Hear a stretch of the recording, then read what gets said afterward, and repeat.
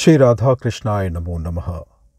सर्वप्रथम मैं भगवान श्री राधा प्राण वल्लभ श्री राधा कृष्ण के चरण कमलों की वंदना करता हूँ। आप सभी प्रिय भक्त सज्जन श्रोता गणों को भी सादर नमस्कार करता हूँ। पिछले कुछ कथाओं से हम सब श्री कृष्ण विरह योग में पीड़ित श्री राधा के पीड़ा का दुखद दशा के वृत्तांत श्रवण कर रहे थे। श्री दाम के श्राप से जनार्दन अच्युत भगवान श्री कृष्ण और उनकी प्राणों की अधिष्ठात्री देवी प्राण प्रिया श्री राधा के 100 वर्ष के विरह के दुख का श्रवण कर रहे थे।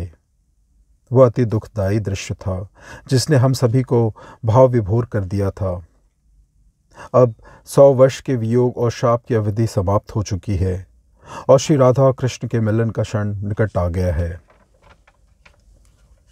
आज की कथा हम सभी को हर्षित प्रसन्नचित्त कर देगी।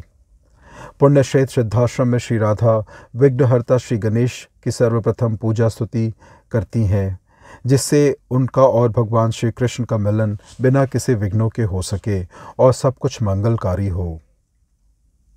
श्री गणेश पूजा के समय सभी देवी देवता सिद्धाश्रम में प्रकट हो जाते हैं और त्रिभुवन पावनी श्री राधा के दर्शन करते हैं और उन्हें आशीर्वाद देते हैं।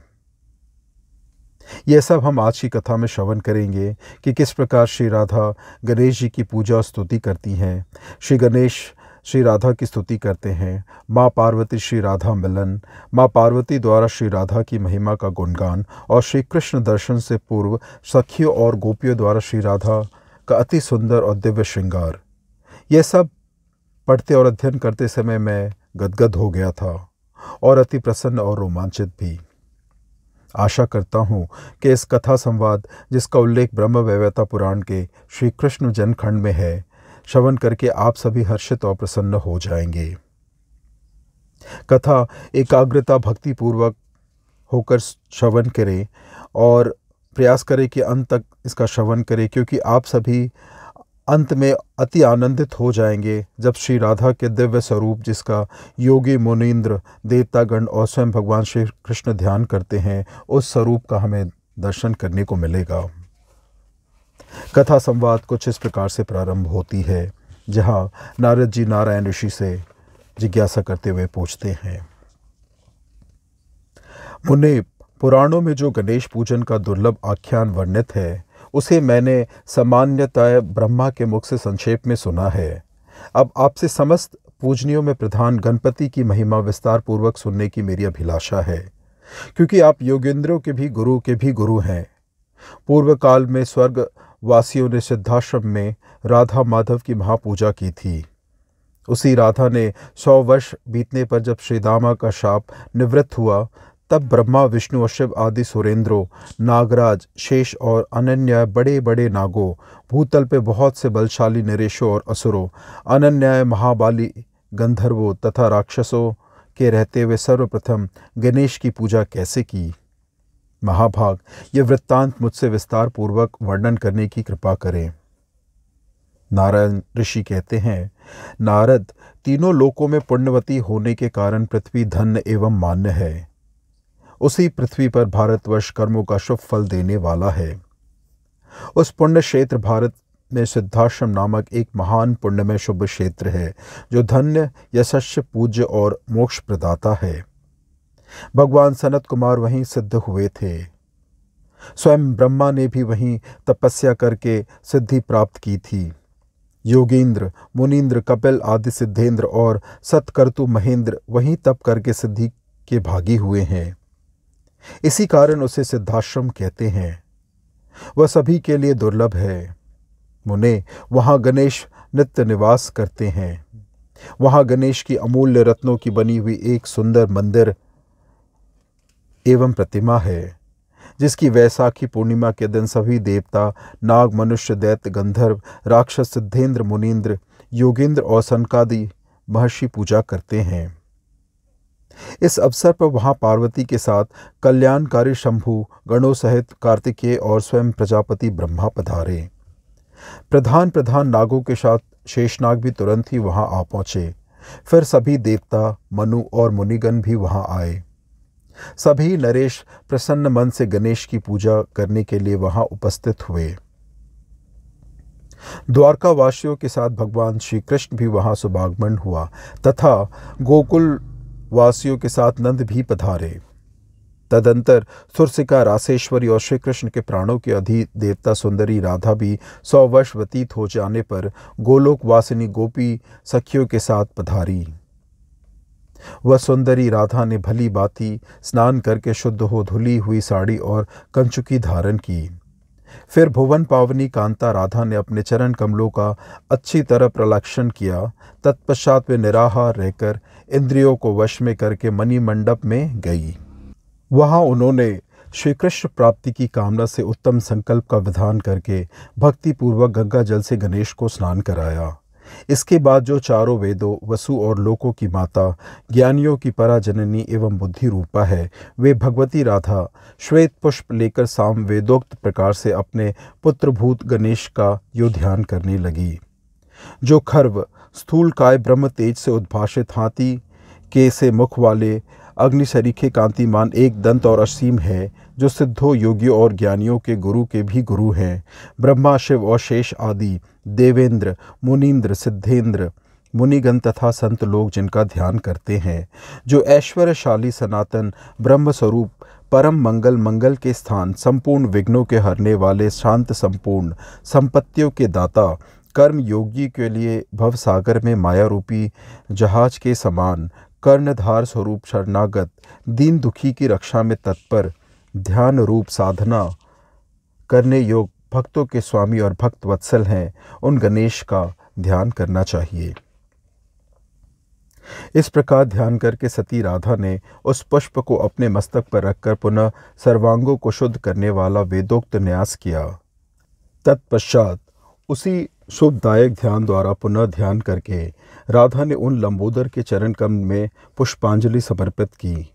फिर गोलोक वासिनी स्वयं श्री राधिका जी ने सुगंधित सुशीतल तीर्थ जल, दुर्वा, चावल, श्वेत पुष्प, सुगंधित चंदन युक्त अर्ध, परिजात पुष्पों की माला, कस्तूरी केसर युक्त चंदन, सुगंधित शुक्ल पुष्प, सुगंध युक्त उत्तम धूप, धृत दीपक, सुस्वाद रमणीय नैवेद्य, चतुर्विध अन्न, शुपक फल, भांति भांति के लड्डू, रमणीय सुस्वाद पिष्टक, विविध प्रकार के व्यंजन, अमूल्य रत्न निर्मित सिंहासन, सुंदर 2 वस्त्र, मधुपर्क, सुवासित सुशीतल पवित्र तीर्थ जल, तांबूल, अमूल श्वेत चवर, मणि मुक्ता हीरा से सुसज्जित सुंदर सूक्ष्म वस्त्र द्वारा सुशोभित सैया, सुवत्सा कामधेनु गौ और पुष्पांजलि अर्पण करके अत्यंत श्रद्धा के साथ षोडोपचार समर्पित किया। फिर कालिंदी कुल वासिनी राधा ने ओम ग गौ गणपते विघ्न विनाशनय स्वाहा गणेश के इस सोडाक्षर मंत्र का जो श्रेष्ठ कल्पतरु के समान है 1000 जप किया। इसके बाद वे भक्तिवश कंधा नीचे करके नेत्रों में आंसू भरकर पुलकित शरीर से परम भक्ति के साथ इस स्तोत्र द्वारा स्तवन करने लगी। राधिका ने कहा, जो परम धाम पर ब्रह्म परेश परमेश्वर विघ्नों के विनाशक शांत पुष्ट मनोहर और अनंत है, प्रधान सुर और असुर जिनका स्तवन करते हैं, जो देव रूपी कमल के लिए सूर्य और मंगलों के आश्रय स्थान है, उन परात्पर गणेश की मैं स्तुति करती हूँ। यह उत्तम स्तोत्र महान पुण्यमय तथा विघ्न और शोक को हरने वाला है। इसके आगे नारायण ऋषि कहते हैं, नारद, सती राधा ने गणेश की विधि पूर्वक भली भांति पूजा करके स्तुति की और सर्वांगों में पहनने योग्य बहुमूल्य रत्नों के बने हुए आभूषण प्रदान किए।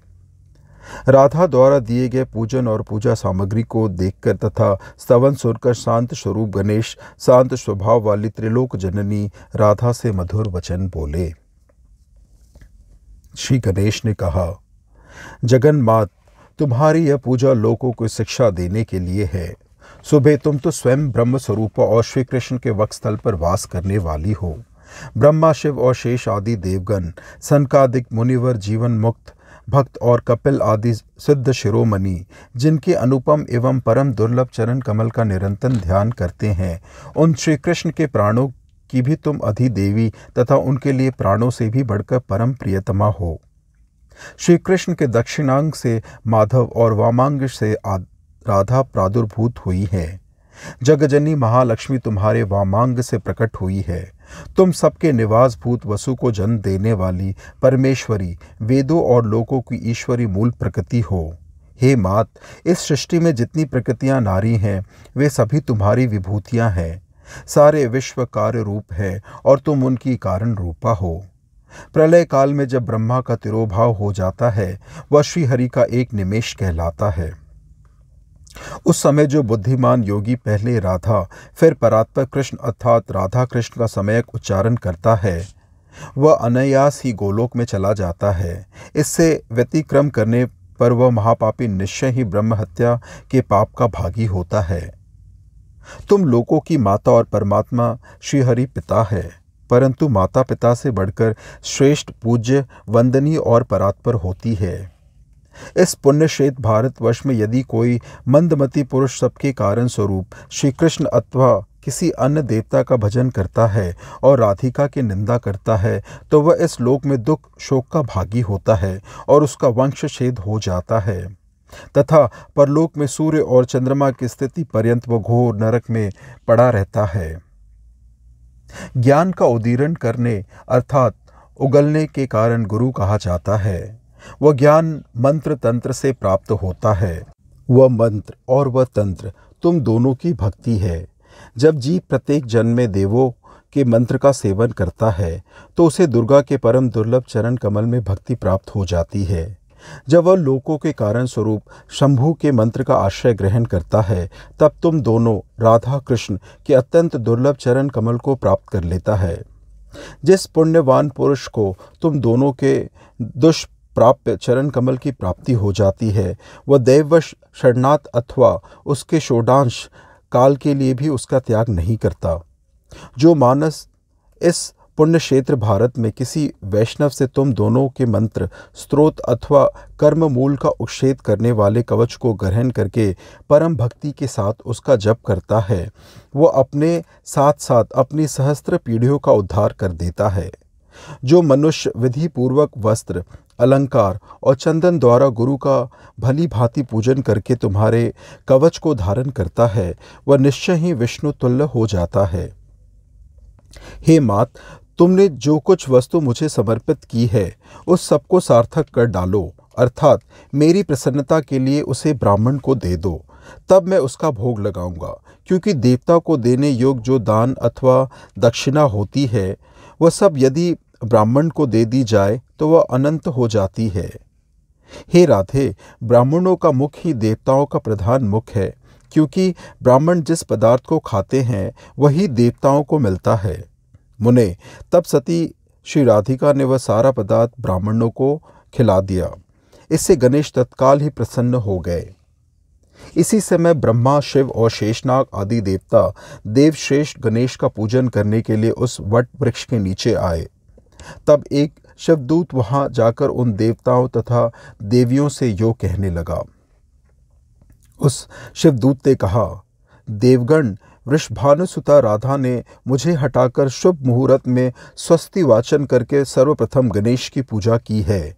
पूजन में ऐसा कहा जाता है कि जो सर्वप्रथम पूजन करता है वह अनंत फल का भागी होता है और मध्य में पूजा करने वाले को मध्यम तथा अंत में पूजने वाले को स्वल्प पुण्य प्राप्त होता है। ऐसा दशा में बहुत से देव शिरोमणियों, मुनिवरों और देवंगनाओं के रहते हुए उस राधा ने गोपियों के साथ देवश्रेष्ठ गणेश की पूजा की है। दूत की बात सुनकर सभी देवताओं, मुनियों, मनुओं और राजाओं का समुदाय तथा देवंगनाएं हंसने लगे। वहां जो रुक्मणी आदि महिलाएं तथा देवियां थीं उन्हें महान विस्मय हुआ। तत्पश्चात सावित्री, सरस्वती, परमेश्वरी, पार्वती, रोहिणी, सती संज्ञक स्वाहा आदि देवंगनाएं तथा सभी पतिव्रता मुनि पत्नियां वहां आई। फिर सभी देवताओं, मुनियों, मनुओं तथा मनुष्यों का दल गण सहित श्री कृष्ण तथा अनन्याय जो वहां उपस्थित थे उन सभी लोगों ने हर्षपूर्वक पदार्पण किया। तत्पश्चात उन सब ने शुभ मुहूर्त में बलवान और दुर्बल के क्रम से पृथक पृथक विविध द्रव्यों द्वारा गणेश की पूजा की। इस प्रकार पूजन करके वे सभी सुखासन पर विराजमान हुए। इसी समय पार्वती परम हर्ष के साथ राधा के स्थान पर गई। पार्वती को आई हुई देखकर राधा उतावली के साथ अपने आसन से उठी और खड़ी हुई और हर्षमग्न हो उनसे सादर यथा योग कुशल समाचार पूछने लगी। तत्पश्चात परस्पर आलिंगन और स्नेह प्रदर्शन किया। तब दुर्गा राधा को अपने हृदय से लगाकर मधुर वचन बोली। माँ पार्वती ने कहा, राधे, मैं तुमसे क्या कुशल प्रश्न करूं, क्योंकि तुम तो स्वयं ही मंगलों की आश्रय स्थान हो।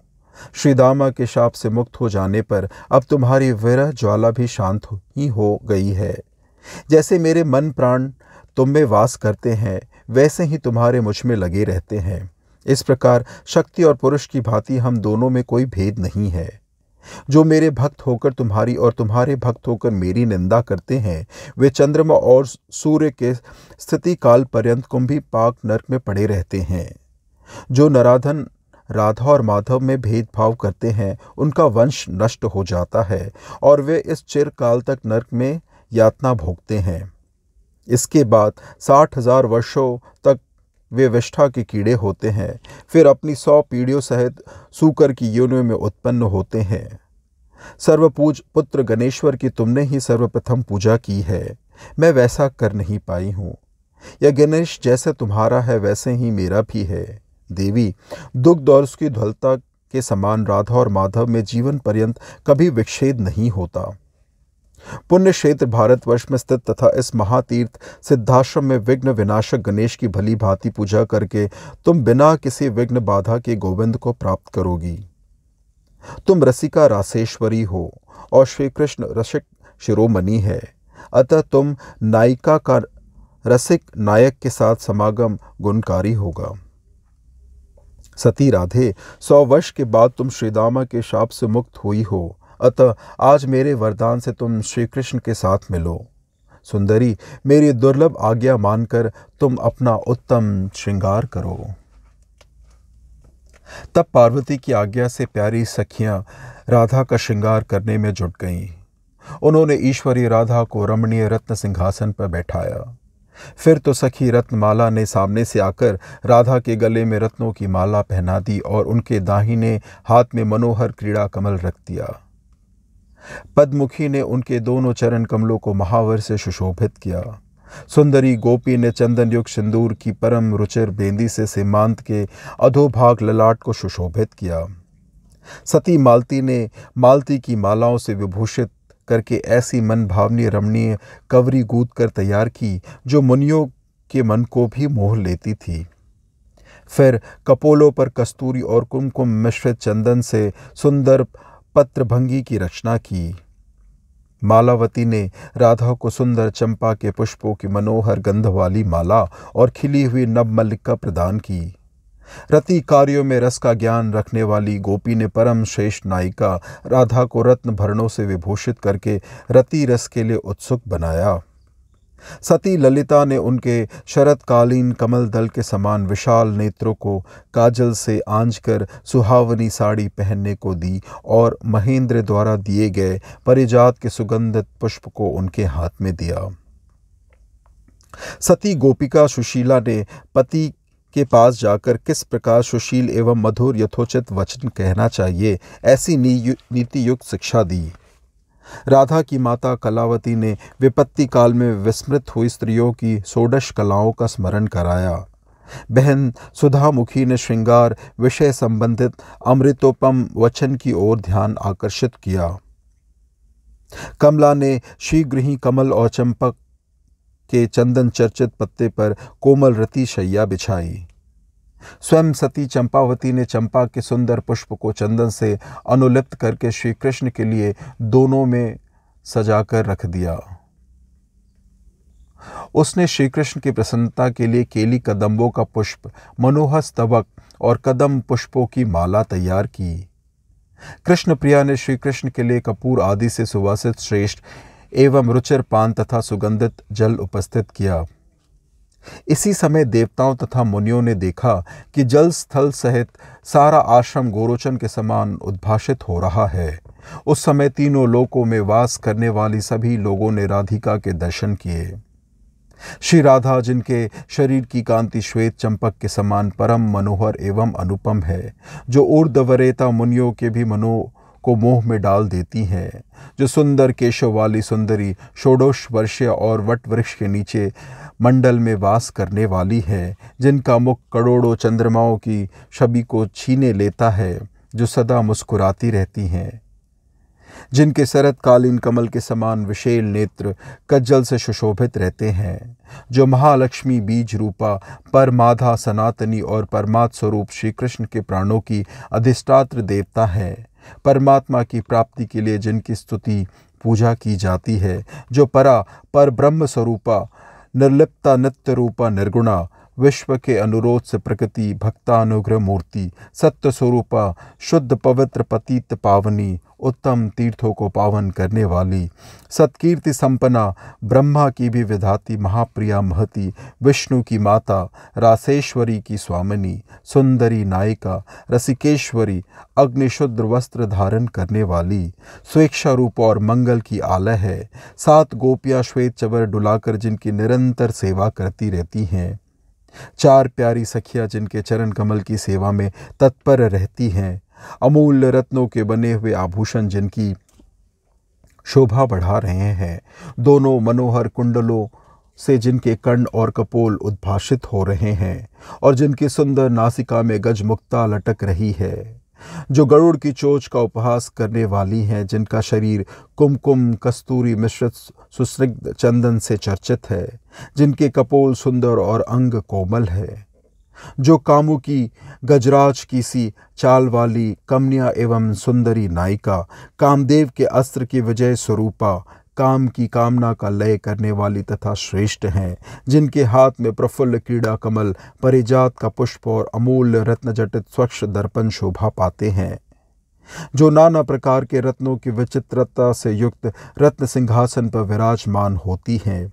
जो परमात्मा श्री कृष्ण के पद्मा द्वारा समचर्चित मंगल रूप चरण कमल का अपने हृदय कमल में सदैव ध्यान करती रहती हैं तथा मन वचन कर्म से स्वप्न अथवा जागृत काल में श्री कृष्ण की प्रीति और प्रेम सौभाग्य का नित्य नूतन रूप में स्मरण करती रहती हैं, जो प्रगाढ़ भावनुरुक्त शुद्ध भक्त पतिव्रता धन्य मान्य गौर वर्णा निरंतर श्री कृष्ण के वक्षस्थल पर वास करने वाली प्रियाओं तथा प्रिय भक्तों में परम प्रियवादिनी श्री कृष्ण के वामांग से आविर्भूत गुण एवं रूप में अभिन्न गोलोक में वास करने वाली देवादिदेवी सबके ऊपर विराजमान गोपीश्वरी गुप्ति रूपा सिद्धिदा सिद्धि रूपणी ध्यान द्वारा असाध्य दुराध्य सद्भक्तों द्वारा वंदित और पुण्य क्षेत्र भारत में वृषभानु नंदिनी के रूप में प्रकट हुई है, उन राधा की मैं वंदना करता हूँ। वे इस लोक में तो जीवन मुक्त है जो श्री राधा की स्तुति करते हैं, पर लोक में श्री कृष्ण के भी पार्षद हो जाते हैं। तदंतर लोकों के विधाता स्वयं ब्रह्मा ने ब्रह्माओं की जननी परमेश्वरी राधा को देखकर सर्वप्रथम स्तुति करना आरंभ किया। ब्रह्मा बोले, परमेश्वरी, मेरा चित्त तुम्हारे पदपंख में मधुर मधु में लुप्त हो गया था, अतः उस मधुव्रत के लोभ से प्रेरित होकर मैंने पुण्य क्षेत्र भारतवर्ष में स्थित पुष्कर तीर्थ में जाकर 60,000 दिव्य वर्षों तक तपस्या की, तथापि तुम्हारा अभिष्ट चरण कमल मुझे प्राप्त नहीं हुआ, यहाँ तक कि मुझे स्वप्न में भी उसका दर्शन नहीं हुआ। तब उस समय यो आकाशवाणी हुई, ब्राह्मण वरा काल में भारतवर्ष में वृंदावन नामक पुण्य वन में स्थित सिद्धाश्रम में तुम्हें गणेश के चरण कमल का दर्शन होगा।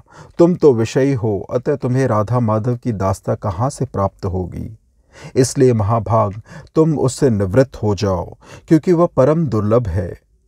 यह सुनकर मेरा मन टूट गया था और मैं उस तपस्या विरक्त हो गया, पर उस तपस्या के फल स्वरूप मेरा वह मनोरथ आज परिपूर्ण हो गया। माता श्री महादेव जी ने कहा, हे देवी, ब्रह्मा आदि देवता पुण्यगण मनु सिद्ध संत और योगी लोग ध्यानिष्ठ हो, जिनके चरण कमल का जो पद्मा द्वारा कमल पुष्पों से समचर्चित एवं अत्यंत दुर्लभ है, निरंतर ध्यान करते रहते हैं, परंतु स्वप्न में भी उसका दर्शन नहीं कर पाते, तुम उन्हीं के वक्षस्थल पर वास करने वाली हो।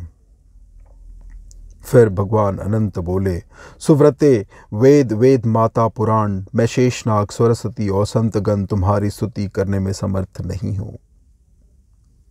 नारद, इस प्रकार वहां जितने देव देवी तथा अनन्या मनु मुनि आदि आए थे, उन सब ने विनम्र भाव से राधा का स्तवन किया। यह देखकर रुक्मणी आदि महिलाओं का मुख लज्जा से झुक गया। उन्होंने अपने शोकाश्वास से रत्न दर्पण को मलिन कर दिया। निराहरा कुशोद्री सत्यभामा तो मृतक तुल्य हो गई। उसके मन का सारा गर्व गल गया। इस प्रकार से आज की अति सुंदर आनंदमय कथा यहीं परिपूर्ण होती है।